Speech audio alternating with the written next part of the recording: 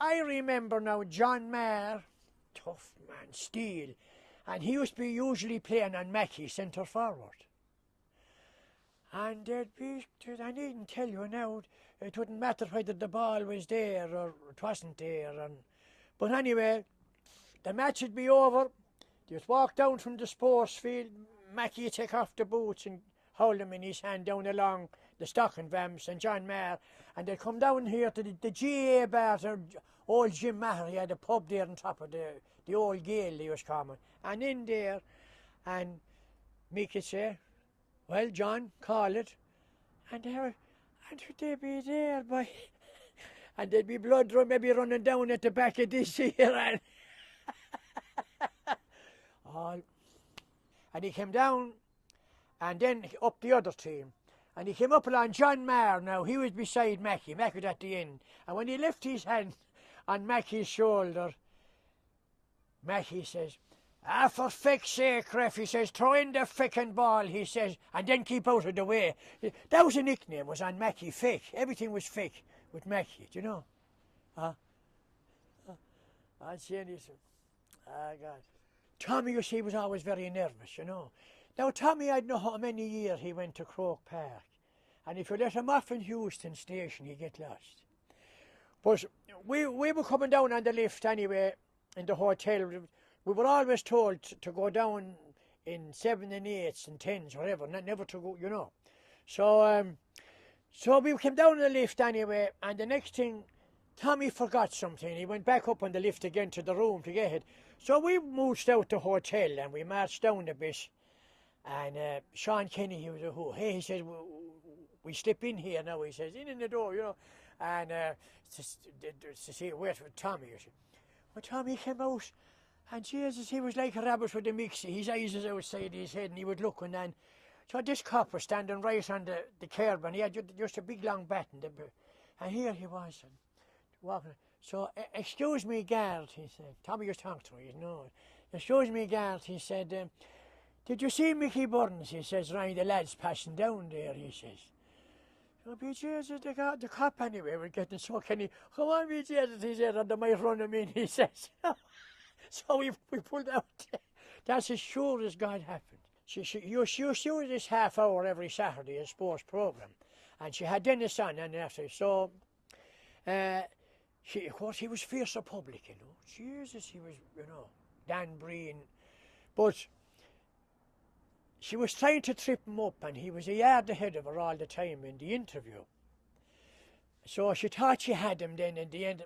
Monica something. Anyway, so tell me now then, she says, just before we finish, she says, what would you do now? She says, if one of your sons went off next Saturday, she said, and played rugby, she said. And Dennis just, well, no, Monica, he said, Monica was a Christian name, Monica. Well, no, Monica, he says, I'll tell you. I'd go home and I'd ask his mother to know who his father was. Hey, end of story. Cork Beaches in a league final. God, what year was it? Now, it was level pegging.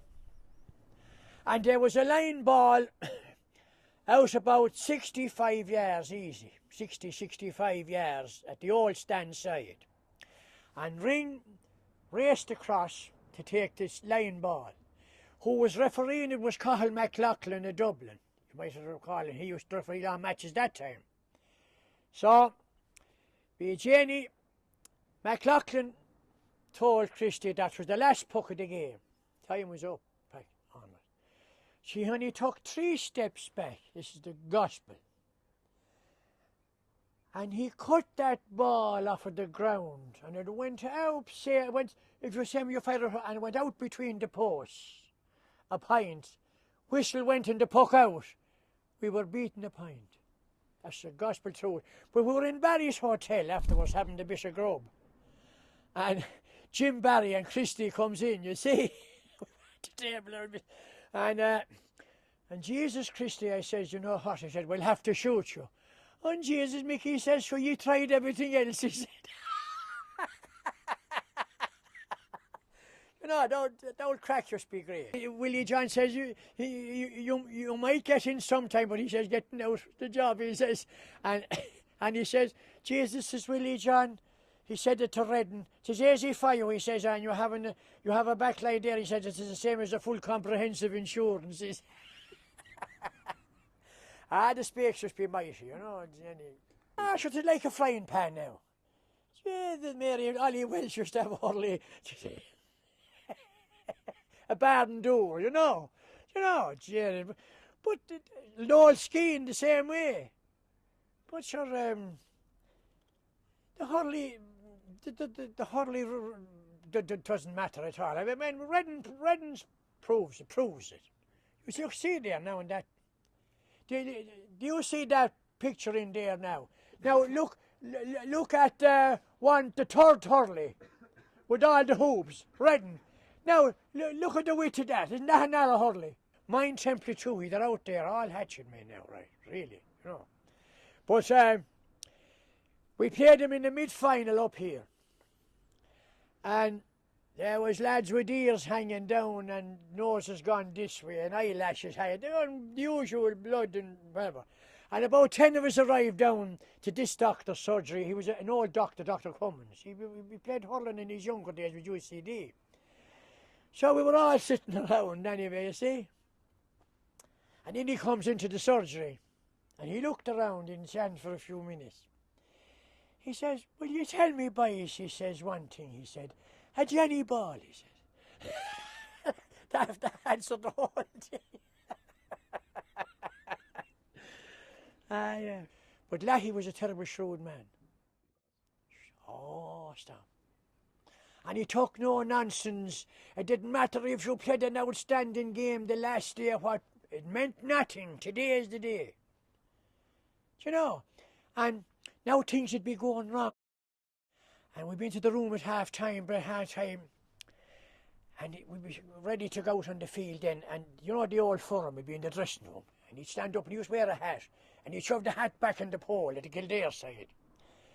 Listen, he'd say, are you Tipperary men? Is there any blood? Any Tipperary blood? He said, what about all the great players went before you? He said, they're turning their grave looking at you. What about all our exiles all over America and everywhere? He says, are you going to stand up, he said, and be beaten? Jesus, we'd go out like this, and we'd be going like reindeers. You'd have a new lifeline altogether. You know, he'd put the fear of God in you. Lahey came in. Lahey came in at the back of the goal. There was after being a goal, got a goal. So he'd always be in, you know, and he'd say, oh boys, you want to be dropping the blade another couple of inches, he'd say. That's like how that came out. You know, if you put up your hand that time, and you'll be counting the fingers when you bring it down. You know, really, you know, well, if the ball is there, you're entitled to pull it, the fucking ball. You know, it isn't like you know, excuse me, I was here first, or you may have the ball, this kind of a crack, you know. Jesus, Mary. But as I told you before, I broke fingers, I often got 8 or 9 stitches after a match. Me jersey would be red. I never lay down, never left the field in my life. You know, we can't understand this bird cage. That's what I call it, a fucking bird cage.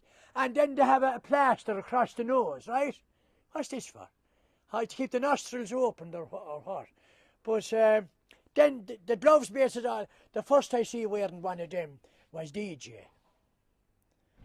Carey. Well, we can't understand now. I see match with Kilkenny up there. Who would they play?